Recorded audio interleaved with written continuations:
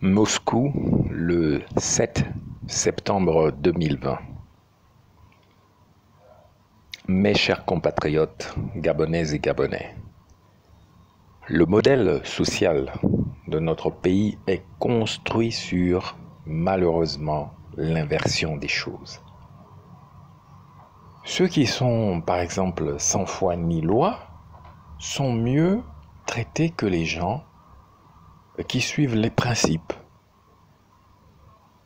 De même, les criminels et les immoraux sont préférés parfois aux personnes respectant les valeurs morales, alors que les cancres ou les désordonnés qui sont par exemple contre la hiérarchie des normes et contre le souverain bien de tous, eh bien ceux-là, ils ont pignon sur rue.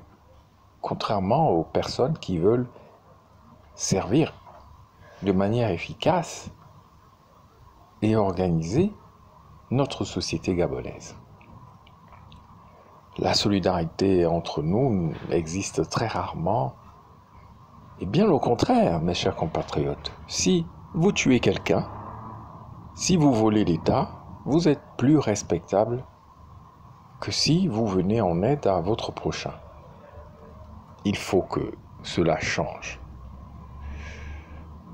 Le Gabon est dirigé par, on peut dire, des psychopathes, des sociopathes, des pervers qui ont chaque fois besoin d'un bouc émissaire pour cacher leur vraie nature aux populations, d'une part.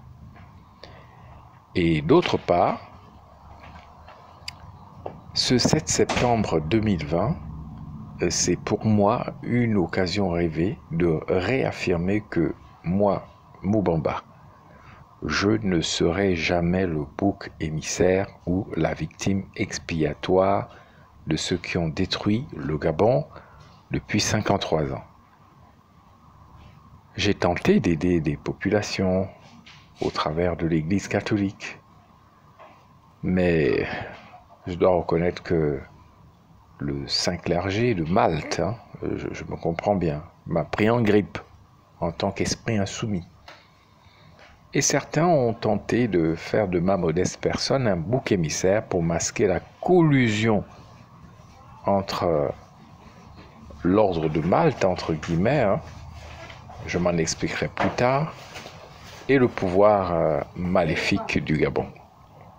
J'ai tenté d'éveiller les consciences par le biais de grève de la faim, mais les psychopathes, les sociopathes, les sorciers politiques se sont organisés pour se moquer de cette action non violente. J'entends par sorciers politiques les pouvoiristes et les opposants et autres acteurs qui se connaissent entre eux et veulent rester entre eux pour jouer à la divine comédie de la démocrature, c'est-à-dire un semblant de démocratie occidentale mélangée à la dictature non moins occidentale. Eh bien, les sorciers politiques, ce qui les caractérise, c'est qu'ils font semblant de se battre entre eux en dessus des réalités gabonaises, mais en dessous des réalités gabonaises, ils sont unis dans la concorde contre le bien du peuple gabonais. Je ne me suis pas engagé contre le peuple, mes chers compatriotes, bien au contraire. Né dans un quartier populaire, je me suis sacrifié pour ce peuple depuis toujours.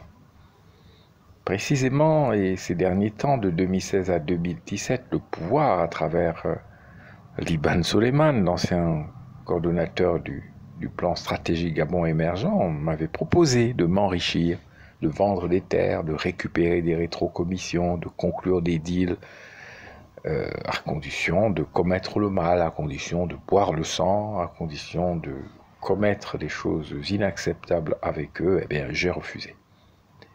J'ai refusé ce marché de dupes car je crois en l'enrichissement, je dis bien, à venir des populations africaines et gabonaises. L'enrichissement de tous. Nous avons besoin d'argent, nous avons besoin de créer des sociétés riches et prospères. C'est possible, même en pays bantou.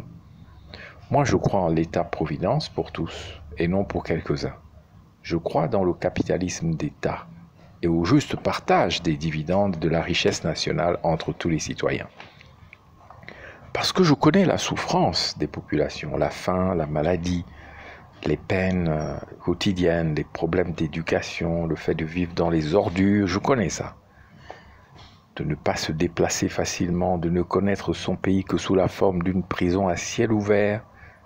Il y en a qui sont nés dans des quartiers populaires et qui n'ont jamais traversé la ville de Toum, par exemple, à Libreville. Il y en a qui sont nés à Port-Gentil, qui sont nés dans leur quartier, qui ont grandi dans leur quartier et qui mourront dans leur quartier. Ça, c'est un indice de non-développement que je combats. Je connais les Gabonais mieux que beaucoup. Je suis un des leurs. Je suis un survivant. Je suis un survivant. Et mon corps porte, autant pour moi, la marque de la survivance. Et je n'ai pas pactisé avec le diable. Et c'est pour cela que je suis l'objet d'une haine multiforme. Je n'ai pas eu besoin de faire le mal pour devenir ceci ou cela, vous le savez bien. Voilà pourquoi les psychopathes ont tendance à vouloir faire de moi un bouc émissaire pour cacher leur turpitude. Depuis que je me suis lancé en politique en 2009 et même avant, les réalités gabonaises m'ont toujours combattu en tant que celui qui vient au nom de la Providence. C'est bien pour cela que ma grève de la faim a été combattue, mon entrée à l'Union nationale et à l'UPG attaquée avec une violence extraordinaire, ma présence au gouvernement a fait l'objet de toutes les réactions imaginables, y compris les projets d'agression, les empoisonnements et j'en passe et des meilleurs, l'objectif étant toujours de me faire perdre la vie et de me faire perdre tout ce que j'ai de bien. Toutes ces épreuves m'ont endurci. C'est pourquoi j'ai le devoir de dire aujourd'hui aux sorciers politiques, en ce 7 septembre 2020, vous avez assez abusé de ma gentillesse. Désormais, je relèverai vos défis et j'accepterai de vous combattre avec la dernière énergie. Je vous rendrai coup pour coup à chaque fois que vous m'attaquerez ou que vous attaquerez les miens et mon peuple. Je vous ai compris et j'ai compris les données du débat gabonais. Il s'agit en réalité d'une guerre entre le bien et le mal. Vous êtes le mal et le mal doit être éradiqué d'une manière ou d'une autre. Que le feu soit sur vous et que pas un seul d'entre vous ne puisse en réchapper. C'était Ben Moubamba depuis Moscou. Je vous remercie.